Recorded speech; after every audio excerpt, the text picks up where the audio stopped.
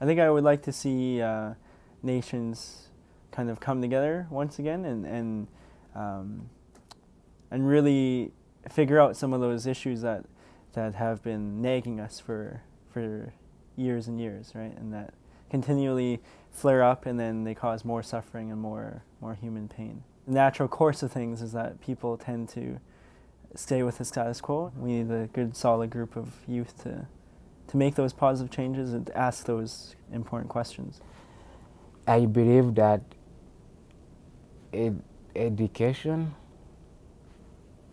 is probably everything. Once you get education and work on eradicating poverty, we can have like a better world. But there is something I saw recently in Malawi. So they had funds for school. School was there, no student. They bring in food, students are going to school. And some kids now, they have started to think about their future. Some, oh, I want to be a doctor, oh, I want to be a nurse, I want to be this. They are going to school now.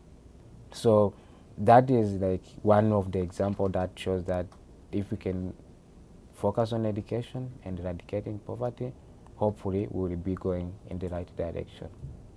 Our age group right now making change is going to affect whether we're going to be here 100 years from now. And I think the youth have the voices to say what needs to be said and for people to listen to them, because they are the voices of tomorrow, like people like to say. And it's really important that youth say what they're thinking and learn about what's going on in the world and become actively involved politically and emotionally in these topics.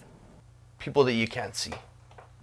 That's as far as I've learned how to be a global citizen, is knowing that what you choose to do and don't do can have effects on people that you think are really far removed from you.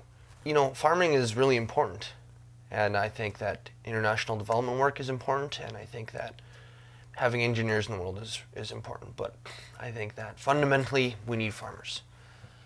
What I don't see is farmers in Saskatchewan getting involved in international development work. If more of my Saskatchewan farming friends can understand a day in the life of a Ghanaian farmer, and you know, maybe that would, some good would come out of that understanding. When it comes to social change, it's essential that they're aware and wanting to see that happen, because you know, we don't want to repeat the same mistakes that have happened in the past. And I think that's why it's important for social justice, for youth to be involved and to probably be leading the way for a lot of the new ideas and the movements that are happening. There is a great amount of work that we have to do to acknowledge our own personal responsibility as individuals, but how it's imperative that we acknowledge the responsibilities of our communities and of our governments in creating change and in making a more equitable, more just world to live in, so that you know, communities in the global south, in the developing world, have as great of a potential to deal with the impacts of climate change as communities in the north. And so I really think like volunteer work overseas and stuff is for anybody. It's for anybody that has a desire, an idea, a dream. You know, it's not something for someone else that could be doing, and like anybody can do it. And I really think that's true and that's possible. An international perspective is extremely important. We're facing problems that are way beyond our local capacity to deal with, way beyond our, you know, the national government's capacity. I think at some point communities in Canada are not going to be satisfied with the solutions that their institutions come up with. And you know, that was one of the big things that I took from Mozambique, is that communities don't wait around. You can't wait around for, you know, a very poor government like in Mozambique to do something about it. You get together and do it yourself. You know, you need a soap factory, you build a soap factory and, you know, take care of yourselves. I remember being back in high school and being completely disillusioned, and I didn't think there was anything I could do, and a lot of the time all I wanted to do was kind of just run away and hide from the world. And I imagine a lot of youth today feel like that.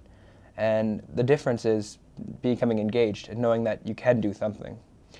I think the opportunity of internationalism needs to be approached to high school students and even younger. The most important step is knowing that what you do is not pointless, and even if it's small little steps, it represents a change in the community and a progression of yourself and how you can make bigger differences.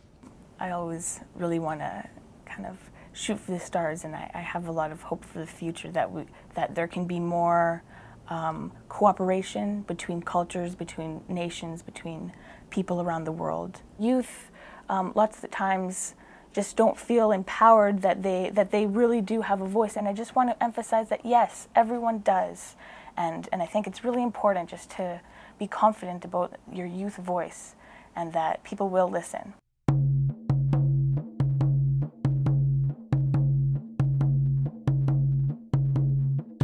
Sis, napism, light up the sky, heartbeat like a drum. Grab hold of the world, my son. You are the one. Sis, napism, light up the sky, heartbeat like a drum. Grab hold of the world, my son. You are the one. No, I never thought of love like this. Right down to my very last cell, it exists. Call it what you want, like maternal instinct. I'm based on intuition, a new way to think. Everything I am, I give to you. Everything I have, I'll share with you. There's a lot of things you're not gonna learn about in school, so I'll be there to protect you from it all if that's cool. Had your back since you sat in my womb, and I'll keep that up till my name's on a tomb. Don't get me wrong, I won't make your life easier.